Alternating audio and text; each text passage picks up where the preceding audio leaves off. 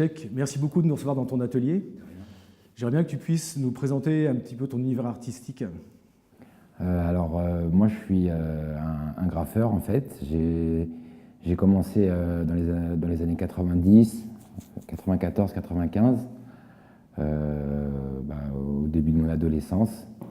Et au début c'était des petits tags, après on a fait des graphes et ça m'a plu, je suis toujours resté dans cet univers.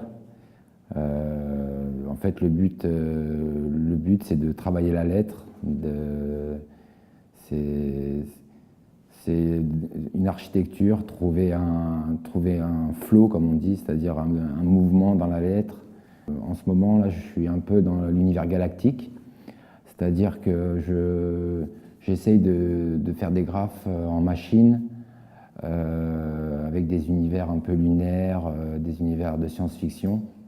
On peut faire du graphe en vandale dehors, et on peut faire du graphe aussi en terrain, dans les urbex. Et je me suis un peu assagi et maintenant je fais plus de terrain.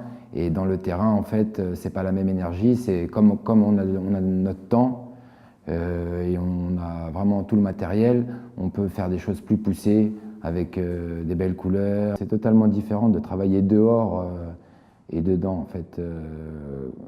Justement, quand je vous disais que les graffitis, ça donne une énergie, il y a une énergie du moment.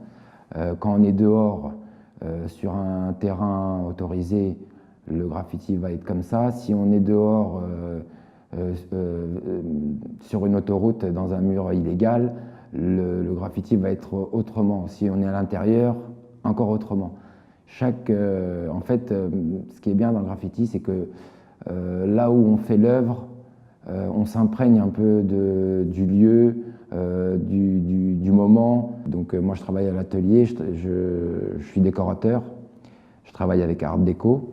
On est une entreprise de la ville, de Torcy. On travaille avec les enfants de la ville, on fait des ateliers graffiti, on fait des events. Il n'y a pas longtemps on a fait le jeu vidéo au Fortnite.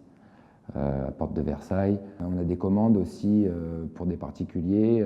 C'est le meilleur moyen que j'ai trouvé pour vivre de ma passion en fait.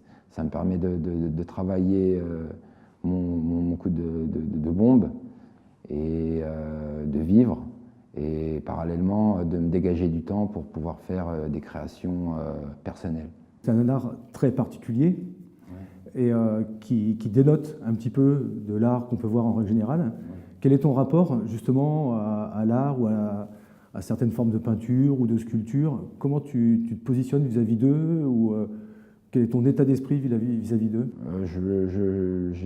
J'ai de l'influence dans l'art contemporain, il y a des influences aussi, des gens qui manient la couleur dans des tableaux. J'aime bien les peintures à l'huile. Tout est bon à prendre dans les sculptures aussi, j'aime bien regarder les bâtiments, l'architecture, les sculptures, ça me donne une idée de la 3D en fait que j'ai envie de faire, ça m'oriente en fait.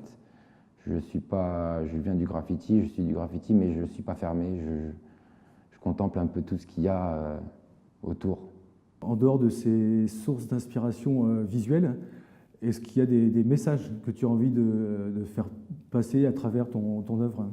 C'est pas trop un message en fait, c'est plus une énergie en fait qu'on essaye de faire passer nous les graffeurs. Il n'y a pas vraiment de revendication, c'est de l'art en fait, c'est de l'art brut. Quels sont vos canaux de vente? Alors nos canaux de vente, on a le site artdeco.com. On va ouvrir là-bas très prochainement là, une boutique en ligne. Et sinon, j'expose dans une ou deux galeries sur Paris et un peu partout, ça dépend en fait. Je montre mon art surtout dans les réseaux sociaux, Instagram, Facebook. J'aime bien partager. Je trouve que l'art, le graffiti, c'est un art populaire. Et c'est pas des tableaux chez des gens riches en fait, c'est vraiment c'est du beau que tout le monde peut voir, du pauvre au riche, tout le monde l'a sous les yeux gratuitement. Le graffeur n'a pas de revendication, si ce n'est celui de mettre des couleurs dans la ville.